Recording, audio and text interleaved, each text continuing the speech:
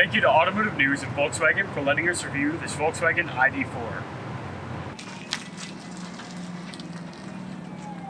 Hi, I'm Keegan, and welcome to Car Combine. Our website is currently under development, but we'll have more news regarding that in the future. But in the meantime, let's check out this 2021 Volkswagen ID.4. The ID.4 is Volkswagen's attempt at an electric crossover SUV, competing with cars like the Tesla Model Y and Ford Mustang Mach-E. It starts at around $50,000 Canadian before government incentives, making it more affordable than its main competitors. Volkswagen wanted to build an electric SUV for the people, and today we're going to check out how successful they were. It'll be available in North America this summer. The ID.4 has two different drivetrain options. Starting with its rear-wheel drive option, the car pushes around 200 horsepower and 229 pound-feet of torque. It has an estimated 370 kilometers of range. The all-wheel drive variant pushes out around 300 horsepower and has an estimated 400 kilometers of range. This specific car we're filming today is the rear-wheel drive variant. Take a listen to how this thing sounds.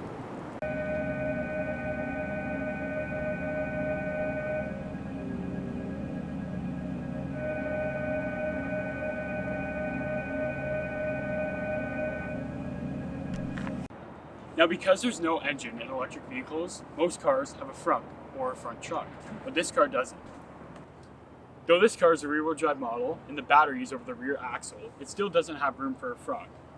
Volkswagen left space for the all-wheel drive variant to have the battery over the front axle. Because of this, they had no room for extra space to put a frunk. Now, taking a look at the exterior, you'll notice that the ID.4 looks nothing like any other Volkswagen model. As with most other brands entering the electric car market, Volkswagen wants to redefine the brand, hoping to target new markets with the vehicle. In my opinion, this car isn't very photogenic and looks much better in person. Though it does somewhat resemble a Chrysler Pacifica, it is a really sleek design, and I think it looks much better than some of the electric car concepts. This specific vehicle is the first edition, which gives these cool LED lights across the front grille, as well as white Volkswagen logos in the front and back. Now, looking at the back, you can see Volkswagen kept the same taillight design. You can see these look very similar to the headlights, and it has a LED strip across the entire back. Now, unlike the Model Y and the Mach-E, Volkswagen decided to give this car a much more traditional SUV shape. Being this car doesn't have the frunk like other electric cars, Volkswagen knew it was important to maintain the cargo capacity by keeping this traditional SUV shape. Though the ID.4 looks like it has traditional door handles, it's actually different than what you'd expect. To get in, reach your hand underneath the door handle. Simply press the small pad underneath and it'll pop open. I think it's cool how Volkswagen tried to make the door handles flush with the door while still maintaining the traditional shape of door handles. So taking a look inside this car, being this car is a first edition, it's fitted with a white steering wheel, white steering column, and white trim around the screen, as well as white trim on the door handles. Though the white does look nice, it'll definitely be difficult keeping this interior clean. To actually turn the vehicle on, all you have to do is simply get in and put your foot on the brake. There's a sensor in the vehicle which immediately recognizes when someone is in the driver's seat, similar to other electric vehicles. You simply put the car in drive and you're good to go. There's also a manual option on the right side of the steering column to start and stop the car on your own. Speaking of putting the car in drive, one of the weirdest features on the ID.4 is the gear selector. Upon entering the car, it isn't too noticeable, but you'll see the knob perched out next to your steering column. To put the car in drive, you push the knob fully forward at the top. To put the car in neutral, you half push the knob up or down. And to put the car in reverse, you push the knob all the way down. There is also a B next to the drive option on the gear selector, and that's the option to turn on one pedal braking. It is definitely a weird approach to a gear selector and would take some getting used to. Now, being this car is a cheaper alternative to other electric vehicles, it's not fitted with any nice leather or high-end quality materials like the other ones. Though it does have cheaper materials like plastic and fake leather, I do still think it feels higher quality and looks better than its competitors like the Model Y. Another interesting feature on the ID.4 is the window controls. At first glance, it only seems like there's front window controls, but to control the back, you press the rear button, which switches the functions to the back windows. Being I constantly roll down the back windows by an accident on my car, I think this is a pretty cool and intuitive feature, and I'd like to see it implemented on more cars. The ID.4 also features a Siri-like driver assistant, which can control features like climate. To activate the system, users must say, "Hey ID," From there, users can pick different phrases like, "my feet are cold," and the heat will kick onto your feet. With distracted driving being a big issue nowadays, this feature will definitely help people keep their eyes on the road and is pretty neat to have in a car. Please repeat. Now, in Volkswagen's new infotainment system, you can select ambient lighting and control the ambient lights around the car. Now, they give preset controls like infinity, eternity, and desire, etc., but you can do custom controls. The custom controls can allow you to control the center dash lighting as well as the door lighting. You can do separate lights throughout the car.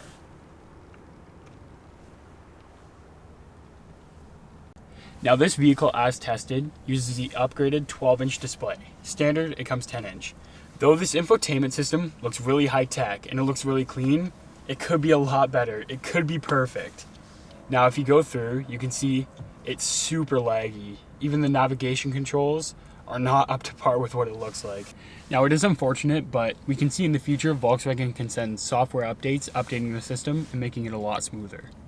This car also features your general creature comforts, like a wireless charger, as well as 4 USB-C ports. Now exiting the car is a pretty neat feature too. There's no mechanical feel with these door handles. When you pull it, there's a sensor that recognizes when it's halfway that you want to pop the door open. But if that fails, you can pull it all the way, which will allow you to exit the vehicle as well.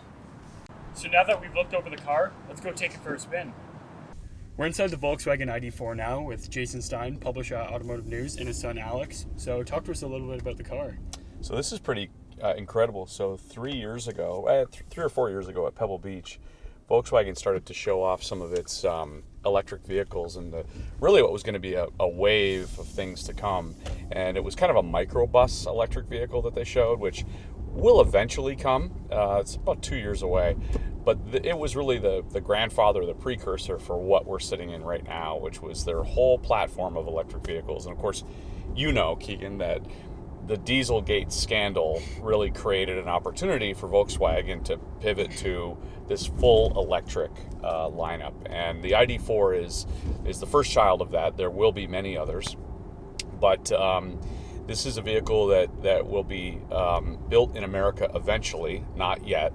So supply will be limited. It's going to be limited in the United States, limited in Canada, and it's kind of interesting. I mean, it's a brand new electric vehicle in the market, and there are so many electric vehicles coming.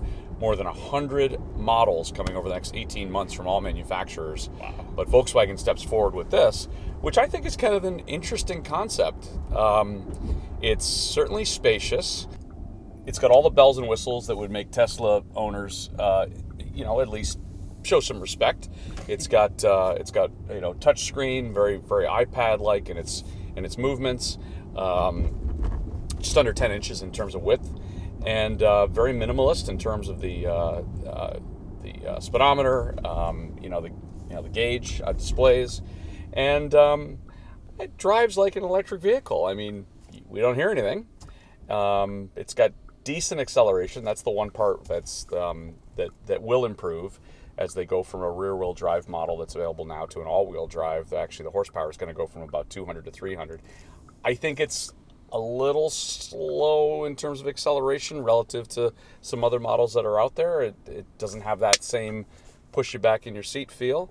Handling's good, drivability's fine, and I think it's kind of cool. Yeah, the one thing with the acceleration though, this car doesn't really necessarily target the same market as, say, the Model Y or the Mach-E, though they are competitors. Like, this is more family-oriented electric car, which I think they did, to be honest, a really good job. They want to keep it cheap and affordable for the consumer, and I think they did, an amazing job with it. Minimalist interior, obviously. I mean, the first thing that folks who I know who have seen this have said is that, it's very sterile in a way. I mean, you have that kind of like factory white kind of, everything has this cleanliness piece to it. But even we can barely hear the clicking of the turn signal indicator. But some cool features. I mean, the brake has a pause, almost that pause button on it, and the the accelerator has the forward arrow as if you're playing, right? The play button. I think very contoured, great ride, nice nice stoppability. You can flip it into a mode that operates more like a car, like a traditional car, or you can go into battery mode, and with the battery mode, then you get that regenerative braking that's more impactful, or you can just feel it better. But great storage. Back's great. It's got a lot of room in the back, a lot of headroom. Yeah, that's one thing that they did differently with this car is they kept that more traditional SUV shape, where the Mach-E and Model Y kind of got that coupe. But there's no frunk in this car, so they kind of had to keep that storage in the back. Models in Canada are going to come with a heat pump to take some of the work away from the battery in terms of a heater. Also, we'll have heated steering wheel, some other features that are uniquely Canadian. But overall, I mean, I've driven a lot of electric vehicles. You have as well. Yep. It definitely it is geared to a certain type of buyer, and that buyer is one that's probably needs a little more space, needs the room in the back. Yeah, 100%. This is definitely a family-oriented electric car, which is kind of like a new market segment almost. There's not really many cars that are targeting that, other than like the Model X. Which has that's a $130,000 huge price car. point. Yeah, exactly. And this starts at what, 50,000 Canadian? Yeah, and there's some debate whether or not there are going to be federal tax credits that will be applied, but because over a certain price point, the federal government's not giving folks the tax credit for the EV vehicle. Yeah. But we'll see. They may bring in even an entry-level model that will allow for those federal tax credits. Oh, interesting. I wasn't aware of that. What do you think of that screen? It's horizontal instead of vertical. In the Tesla, it's this enormously long, vertical screen. This is totally different. Yeah, it's a lot easier to use for sure. More functional? 100% more functional. And yeah, when you're driving the Model S the Model Y or the Mach-E, you kind of have to go up and down looking at the screen. This is a lot easier. You pan your eyes over and you can see. Super distracting, right? Exactly. Yeah, and it's not. I was always sort of intimidated by the size of the Tesla screen, where this one seems like it's actually rightly proportioned for the vehicle. Exactly. I know what Tesla was trying to do, and when we first saw all those, it was like, wow. I mean, that's what an amazing elongated iPad that was in there, right? This is like much more functional. Yeah, 100%. I like the minimalist vents. I like the fact that everything just seems really intuitive. I think the packaging is really solid, and I like in the old days with Chrysler, they used to talk about the cab forward, right? This is definitely, you've got a lot of windshield, very cab forward, and obviously sight lines are incredible. It's got a lot, and the oversized side view mirrors, I would say too, because those are definitely different than the mirrors that you typically see. And one little cool feature, when you go to stop, you can just you hear that winding down. It's got a really cool sound. It does. Same thing with kind of clicking into gear, going into drive.